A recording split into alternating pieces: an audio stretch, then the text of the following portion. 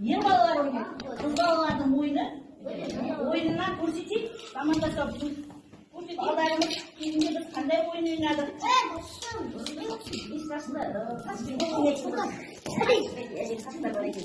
Аспенде ойнауға болады. Кезінде сүйекпенде ойнаған ғой. Енді осы жасақ, осы немерелерімізге көрсетейік. Көрсетіп кәнекей. Аспенмен аспен ойнайды. Естасты деген ойында бесеу болу керек.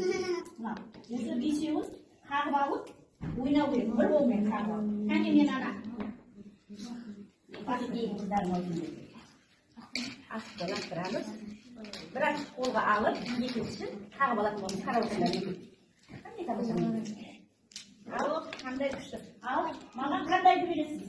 Екілікті алып көрейін. Екілікті. Кәнекей, мен мына таспен екілікті ойнап көрейін. Балалар, мынау екеуінің арасы алшақ, осыны қағып отыр, бір-біріне жақындап қағып алуға болады. Оп! Мынандай да бар. Үштік дегені бар, қарауысында. Кейін лақтырамыз, біреуін алып, қағып алып, үшеуін бірге бағатын боламыз. Ой, жарайсың, өзің тас. Лақтырған тасты қағып алу керек. Сәне жетік дегенді көрсетіп жүресіз оған. Ал. Лақтырамыз. Бір стақан алып аламыз. Бір аша үштік беретін боламыз.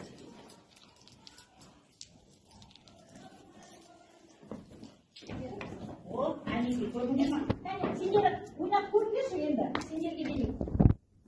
Кәне, қалай үйрендік, кәне? Ой, жарайсың. Кәне, тасты лақтырамыз. Ой, жарайсыңдар. Үйреніп кетесіңдер осылай осы. Бұл қандай ойын? Осылай ойнайтынбыз.